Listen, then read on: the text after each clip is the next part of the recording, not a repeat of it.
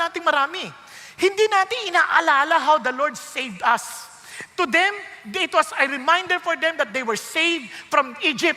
Pero tayo, we are saved where? From hell. And the Lord Jesus Christ had to go down and become human and die on the cross and suffer on the cross for us. And praise God, He rose again from the dead to make sure and to give us assurance, buhay kayo, bayad ko utang ninyo. So, what a salvation that we receive. Paalala mo lagi yun every day of our lives. At dahil doon, sabi niya, you proclaim this good tidings. Ipagsabi mo, kasi hindi mo ito kakayanin. Kaya sabi niya, tell of His glory among the nations, His wonderful deeds among all the peoples. Look at the words. For great is the Lord and greatly to be praised. He is to be feared above all gods.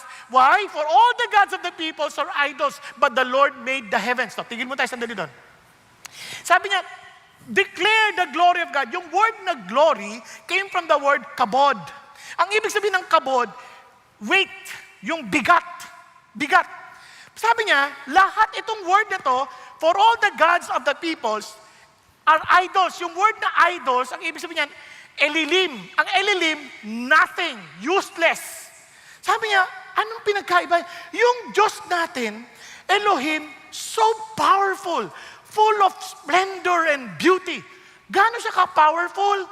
Papakita ko lang sa inyo, gano'n siya ka-powerful. Sabi niya, splendor and majesty before Him, strength and beauty are in His sanctuary. Tingnan niyo po kung gano'n ka-powerful. Itong nakikita ninyo, lahat ng nakikita niyong dots, hindi yan bituin. Yan ay galaxy.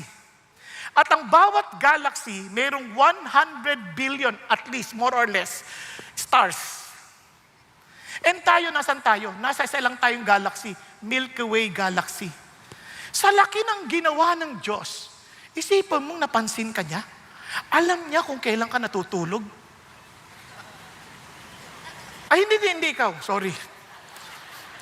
What I'm trying to say, He knows everything about us. Bakit? Why do you take notice of us, Lord? And He named every star in the universe. And yet, He sees us and takes notice of us. Hindi ko magagap yun. And sabi niya, ito yung glory. Dahil ang Diyos lamang ang siya lang ang hindi kinreate. Everything is created. Walang saysay na doon ka ibuhos mo yung sarili mo sa mga bagay na linikha lang ng Diyos. What do I mean? Kasi ganito yan. Para maunawaan natin, sabi ng isang mga awit, babalikan ko lang yung sinabi kanina sa inyo, that our God is great. Sabi niya dito, tell of His glory. Diba? Yung word na glory, sabi ko is weight, yung bigat. Sabi ni David Foster Wallace, kung ano, sabi niya, we are all dying to give our lives away to something. Sabi naman ni Bob Dylan, isa ring mga awit, sabi niya, we are all to serve somebody. Nakuha niyo? So ano ibig sabihin niyan? Whether you admit it or not, we are willing to die for something to have it. Yun ay ating mga idols. If we love someone and we put our weight on that quote, idols, na walang weight, it will disappoint us eventually. Sasample lang kayo. Maraming tao pag sabi niya, pag ito napakasalan ko, wow, ito talaga si Lord na ang ganda. Pag napakasalan ko to, sobrang ng saya ng buhay ko. Tama? Sorry, Alma na lang, Alma. Kasi yun ang sakante, Alma. Napakasalan mo na. Ito mapapansin mo, yung almang minahal mo, magbabago yan. Aalma yan. Nung una, tuwan-tuwa yan, na nagsisilbi sa'yo, pero pag umalma na yan, naku, aray ko, ayan ko na, ayoko na, parang iba na. Biglang papasok si Fe sa picture. Gusto mo na naman si Fe. So mapapansin mo, every time you put yourself into something that you're willing to give everything just to get, magbibigay sa'yo ng frustration in the end. Kasi wala silang mga weight. Sila ay mga elilim. Sila ay mga idols na useless. They are nothing. Ang iba sa atin, ang ating pag-asa ng pag-unlad, nakabatay sa isda. Mga ganun. Kailangan may isda sa bahay, nalalangoy-langoy. Ang problema yung isdang yan, mamamatay din yan. Pag namatay yan, walang swerte dyan. Napakamahal. Pero ang totoong pagpapala, nasa kamay ng Diyos. Yun may weight. When God says, seek first His kingdom and His righteousness, and all these things shall be added. Yun yung glory na sinasabi. Kaya nga, lahat tayo, kung hindi tayo maingat, may kanya-kanya tayong kinilikhang mga Diyos-Diyosan sa buhay natin, na they serve us nothing.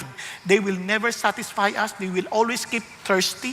Kaya naman si God lamang yung mag-aalis ng uhaw sa atin. He alone is worthy to declare the glory. Kaya gusto natin sabihin sa lahat ng tao to. Kasi lahat ng tao may problema eh. Lahat ng tao mayroong kahungkagan sa loob. There's some form of emptiness inside. And we need an answer. And they're trying to answer that by wealth. Ito, pag yumaman ako, okay na. O kaya by relationship. Pag ito naging asawa ko, naging kaibigan ko, ito na talaga, wow, ito na yun. But the truth is this, the person closest to you hurts you the most. Diba? Kaya anong sagot? Hindi pala, yaman, hindi baka posisyon, baka power. Nako, hindi nyo napansin, bakit yung marami kahit tapos na yung kanilang mga termino, gusto pa rin ng posisyon? Kasi hindi lang ma-imagine sa sarili nila because they find their identity in their positions. Pero ang sa Christianity, they find their identity in their God who is full of glory, full of strength. Kaya wala kang takot. No matter what happens, He is my Lord. Diba?